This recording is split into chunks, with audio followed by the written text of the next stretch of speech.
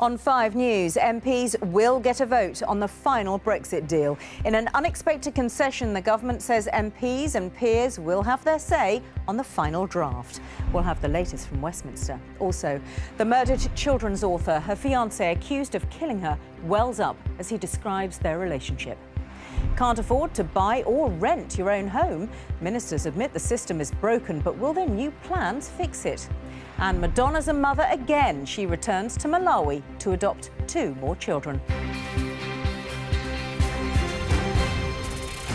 Hello and welcome to 5 News. I'm Sian Williams. It sounds like a case of deal or no deal. The government said this afternoon that MPs and peers will have a vote on the Brexit plan before it goes to the European Union.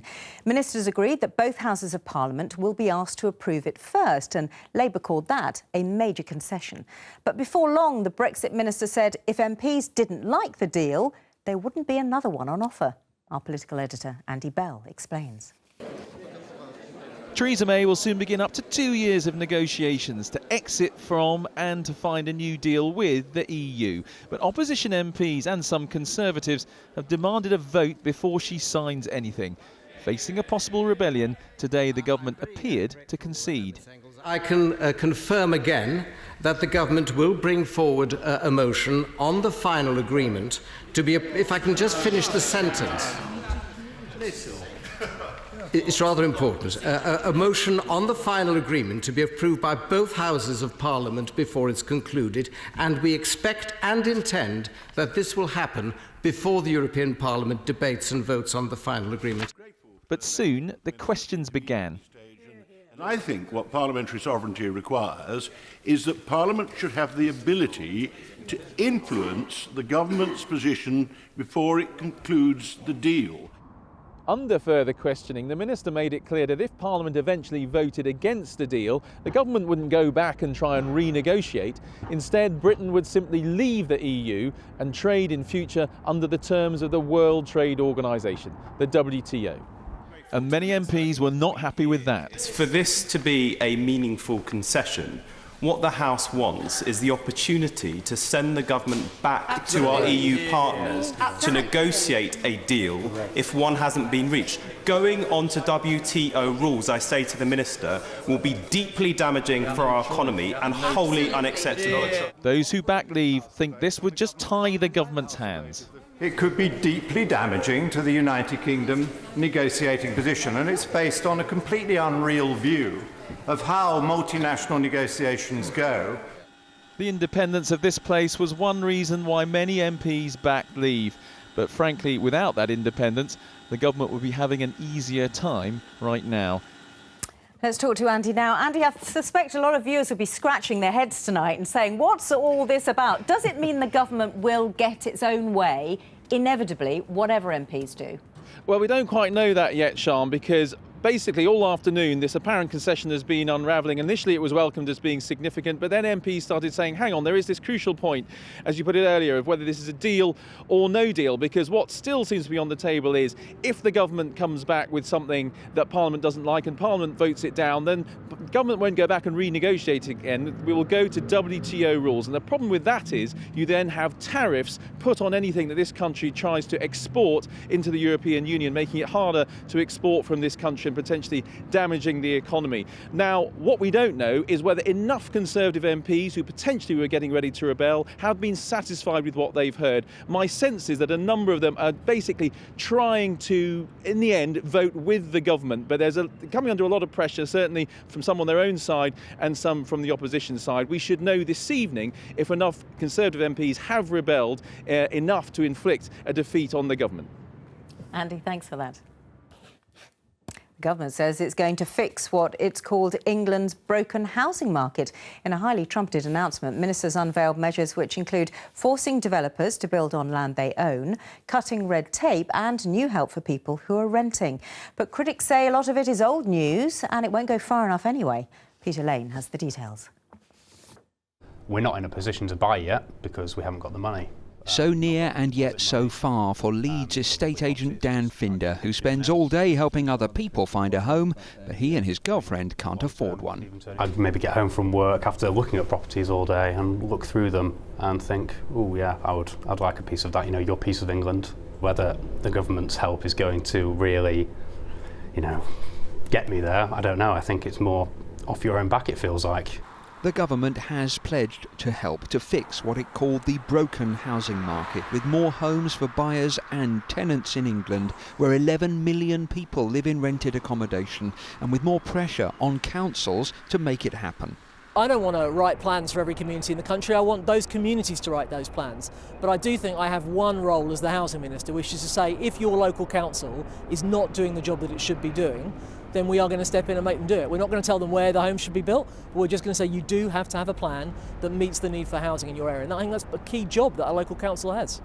The government has vowed to force councils to develop a plan for their local housing needs, the right homes in the right places, to speed up house building once planning permission is granted, cutting the time allowed from 3 to 2 years, to help people renting by ensuring longer-term tenancies are available and to consult on ways to make rents more affordable, and to launch a £3 billion fund to help small construction firms build more houses, to put more players into the market.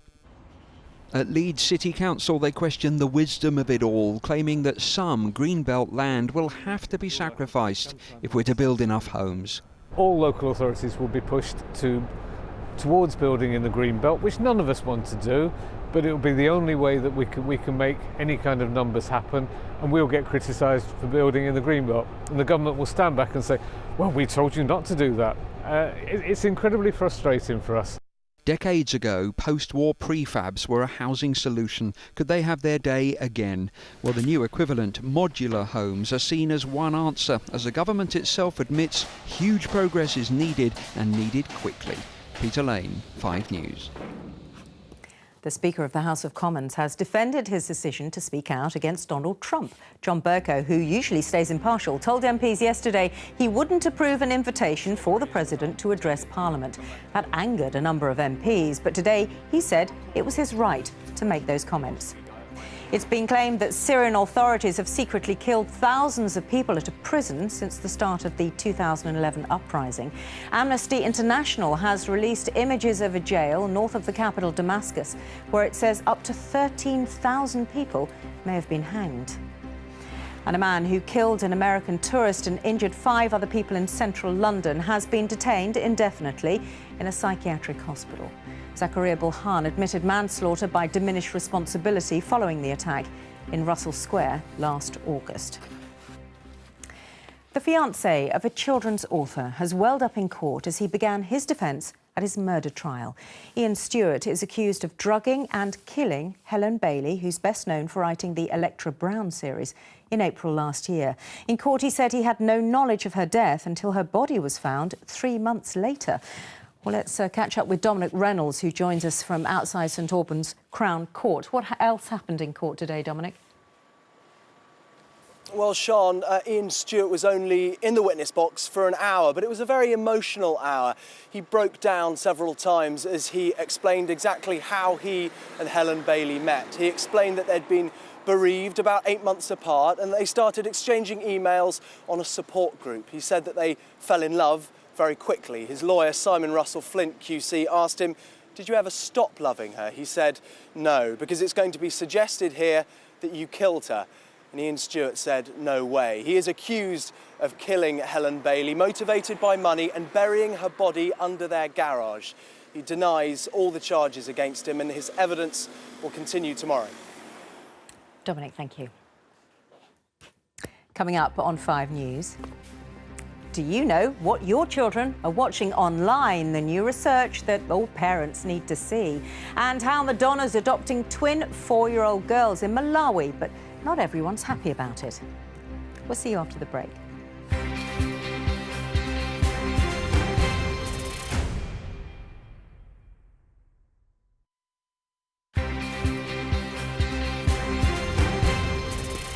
Hello and welcome back. You're watching 5 News. Judges have been shown footage leading up to the moment a Royal Marine shot an injured insurgent in Afghanistan. Sergeant Alexander Blackman is challenging his murder conviction over the incident. It was in Helmand province in 2011. The court was told that at the time, Sergeant Blackman was suffering from a mental illness. Julian Drucker has the story. Claire Blackman's husband was found guilty of one of the highest profile war crimes in decades. Today, along with campaigners and army veterans, the battle to overturn his murder conviction began.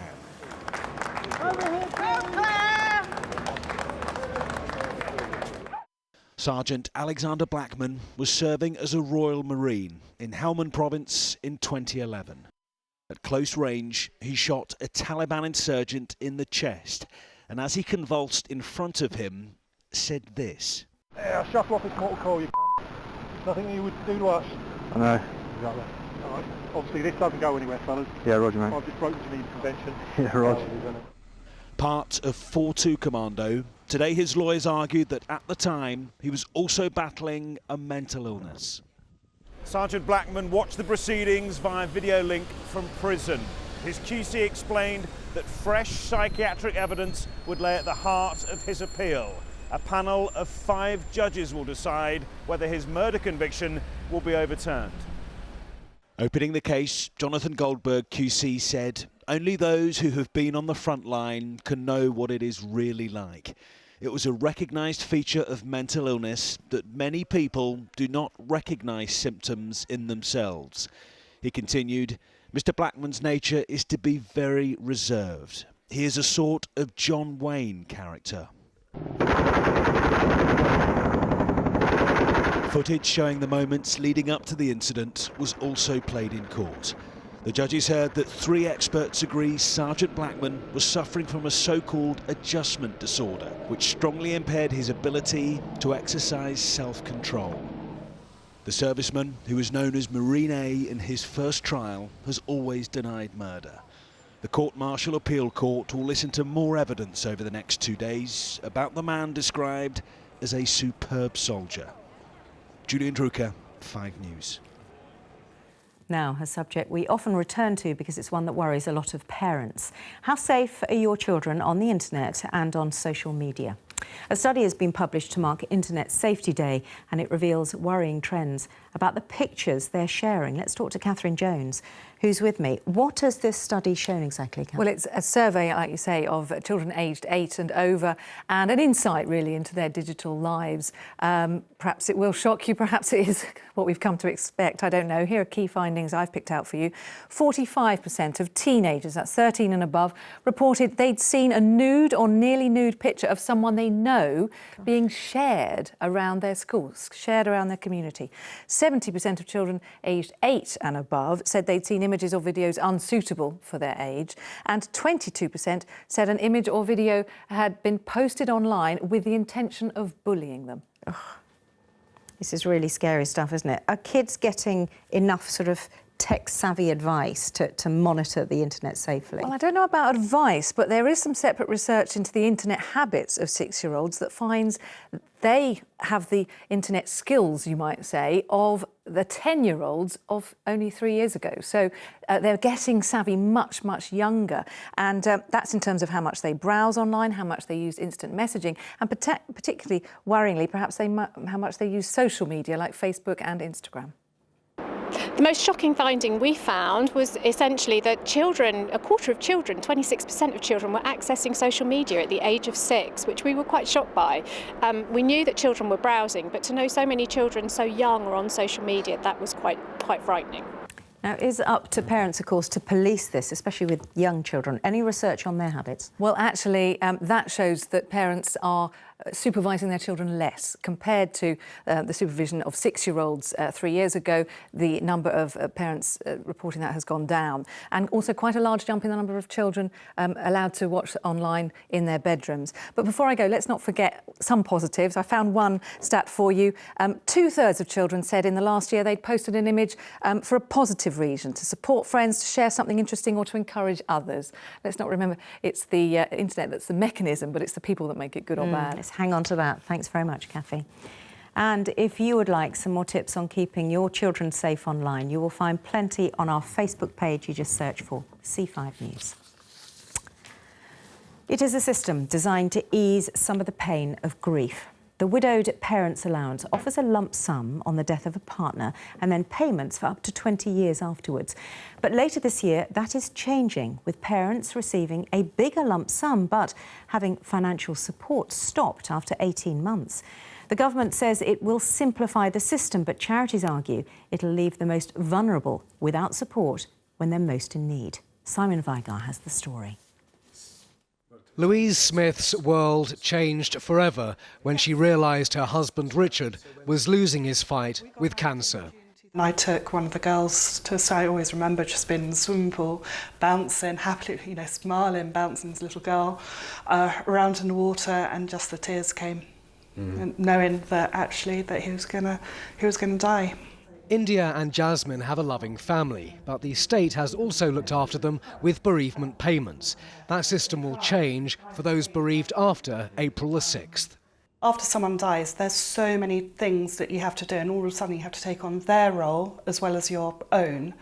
And actually, this just coming into it and realising that you could well be tens of thousands of pounds worse off because your husband's died. It's just going to compound the process, I think. The new system involves a bigger lump sum of £3,500, but an end to payments after 18 months. Campaigners say that will lead to a greater reliance on benefits.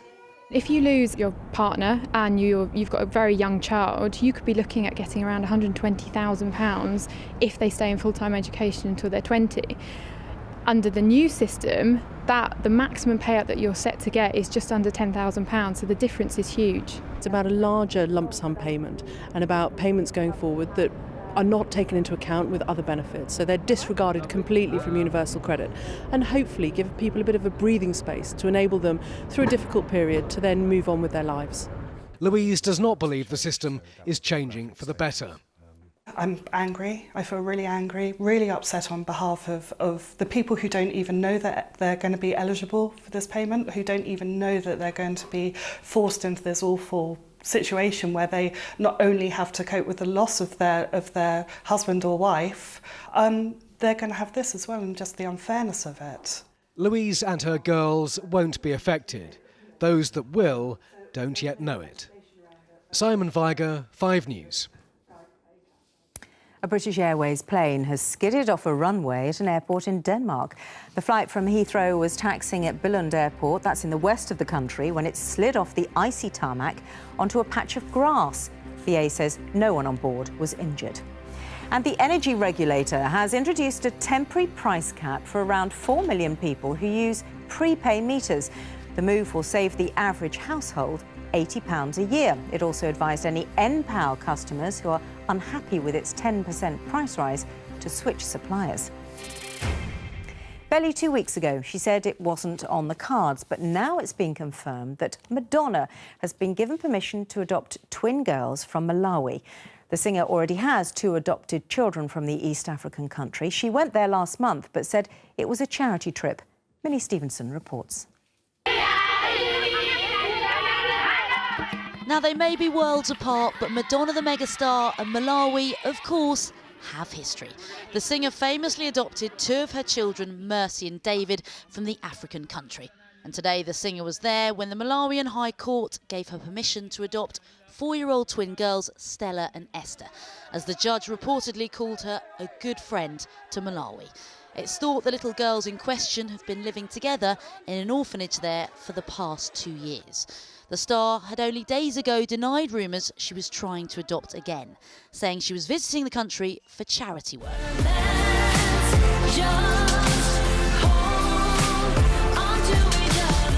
The superstar may be the best-selling female singer of all time, but her moves to adopt in the past have not been without controversy.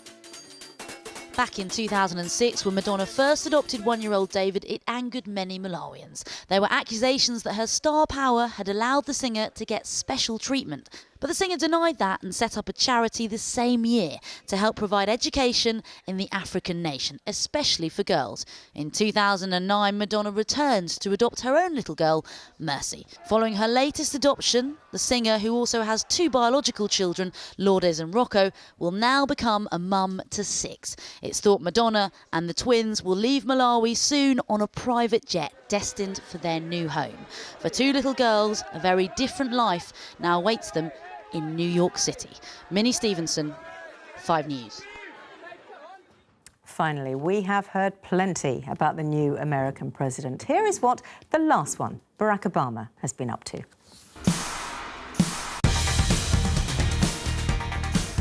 He has been kite surfing in the Caribbean with the entrepreneur Sir Richard Branson. Mr. Obama apparently a big fan of water sports, but just hadn't had the chance to indulge since he took office 8 years ago. So Sir Richard invited him to the British Virgin Islands for a competition. If you want to know who won and watch more of their video, head to our Facebook page. My money's on Obama. What's yours on? Before we go, Matt's here to tell us what's coming up on 5 News tonight. I haven't seen it. Camera work was a bit shaky there. Should have got one of our people to film it, shouldn't they, Sean? Look, at 6:30 we'll have more on that fallout over the Speaker's refusal to allow Donald Trump to address MPs. I'll be hearing from 2 MPs with very different opinions on whether President Trump should be allowed to enjoy one of Britain's highest honours. Also, what's it like working as an ambulance driver as the NHS comes under extreme pressure? One driver tells me he's become so frustrated he's written a book all about it. And how do you know your child is safe online? We'll hear from one of Britain's top internet safety experts. All that and more at 6:30. Look forward to it. Thank you very much, Matt. That is it for us for now, though. Claire Nazir has the weather for you next. I will see you again tomorrow at 5. Matt, of course, back at 6:30. Thanks for watching tonight. Bye for now.